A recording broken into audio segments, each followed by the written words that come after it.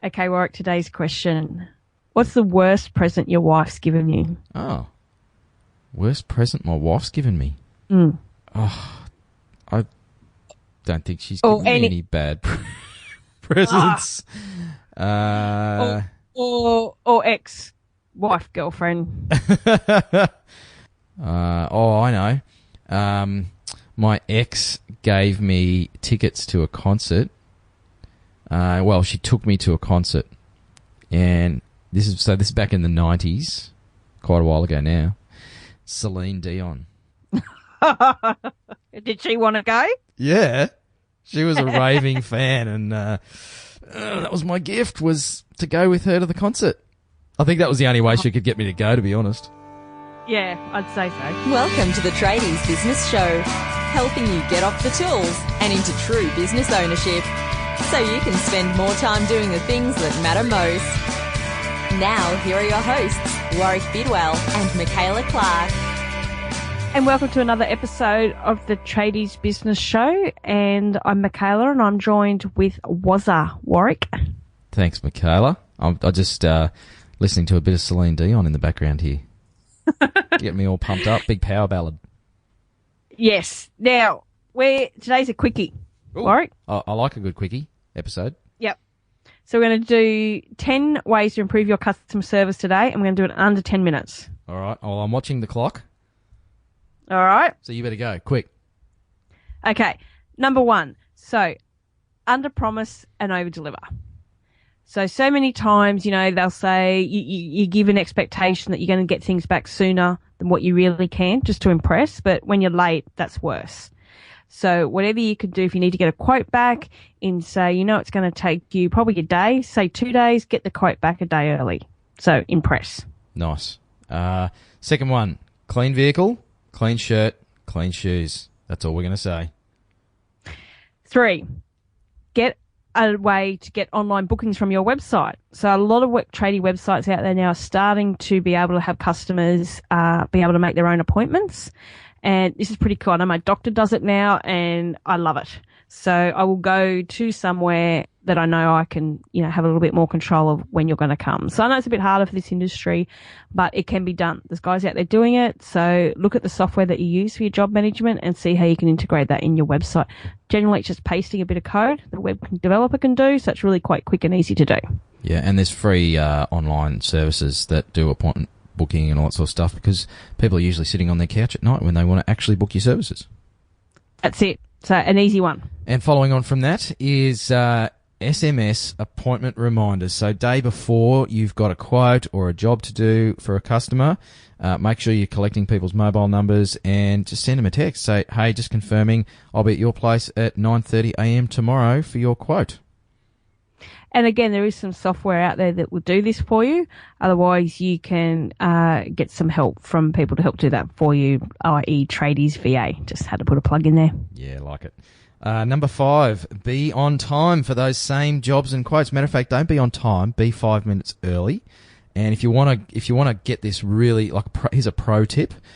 Send another text 5 minutes out. Say, hey, running a little early, is it okay if we come now? Or, 10 minutes out. Just again, to wow people. And that ties back to one of the earlier ones of under-promising and over-delivering. People are actually expecting you to be late. So if you're early, just a little bit, they'll be pleasantly surprised.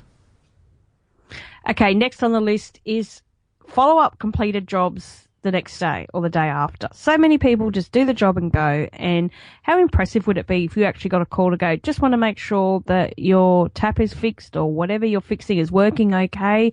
Is there anything else we can do for you? And that'd be a really effective way to make an impression on your customers, I think. I'd love to know if a job was done that they've checked to make sure I'm happy with it. And I know you hear people say, I don't want to ring in case there's something wrong. Well, that's not the right attitude. It shouldn't be anything wrong because you did good workmanship in the first place.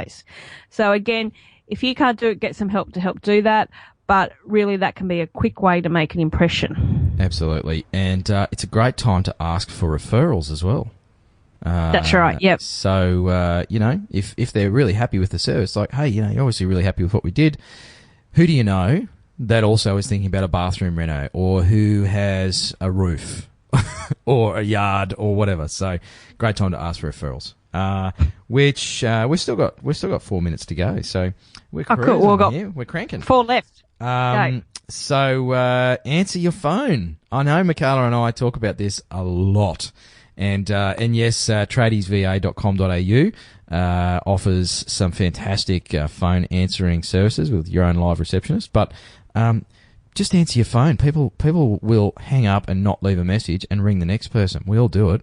So it's a great way to get more business. But also if you've got a customer calling, they want to be able to talk to a human, not a voicemail.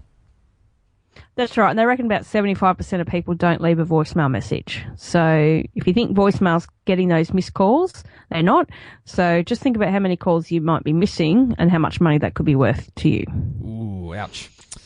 Number 8. I forgot where we're up to. 7. 7? No, that was number 7. Number 8. Use sales scripts.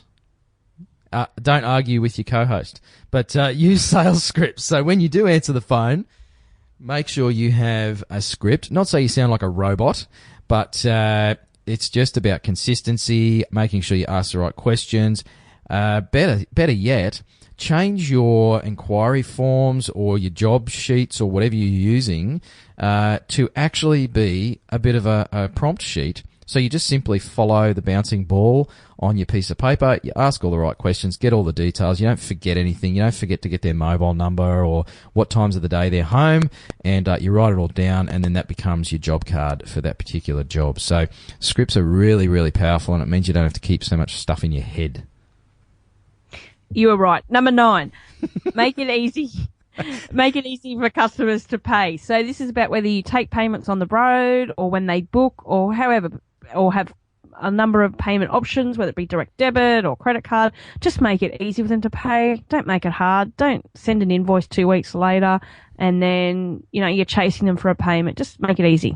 Yep. And one of our previous show sponsors actually has a little mobile payment solution, and there's a few available out there now, so you can literally use your smartphone now to collect money from people. So drum roll for the last one is consistency across your team. Sounds a bit abstract, but what are we talking about here, Michaela? Well, this is about everyone being on the same page. All the things we've just mentioned, or the way you talk to your customers, the way you show up, having procedures in place so that your team is delivering the high level of customer service that you want every job, every time. So it's just making sure your team are behind it and that they're all consistently delivering the same level of service. So no matter who goes out and does the job or who they ring in the office, that everybody's playing by the same book. That's right. Nothing worse than you promise something, one of your team members goes out and does it differently, and everybody's confused. It just freaks people out. So we've cranked those 10 out in under 10 minutes. So there you go. That gives us time to ramble on with a whole lot of other crap. No, we won't do that. No. We've under-promised and over-delivered, right? That's right. So if we can get through those in less than 10 minutes in a day, you should be able to implement most of those. And we don't say that lightly. They are very simple things to do. Just pick one from the list, even if you did one a week for 10 weeks or one a day for 10 days, and get those things in place in your trade business. I just want to pick up on that last one of having your team do things consistently and everybody singing from the same hymn book. Training is a really important part of that. Obviously, training in the way you do things in your business as a listener, but also there's training available through one of our show supporters, which is face-to-face training. There may be government incentives and stuff and funding for that, but you need to check with those guys. So go to facetoface.edu.au and tell them Wazza and Mick sent you. And if you want to know more about ways to improve your customer service, make sure you also check out the tradiesbusinesstoolkit.com. It's our little community. It's just $1 for the first 30 days. And there's videos and webinars and all sorts of things to help you improve your customer service as well as other areas of your business. And the price goes up after the end of June. So get in now for your $1 for 30 days. It's like half a coffee. It's less than half a coffee. I can't believe how much they charge for. I'm quitting coffee to actually save money, not because I think it's better for me. Is that why you've been so cranky? Yeah, right. And on that note, until next time, listeners.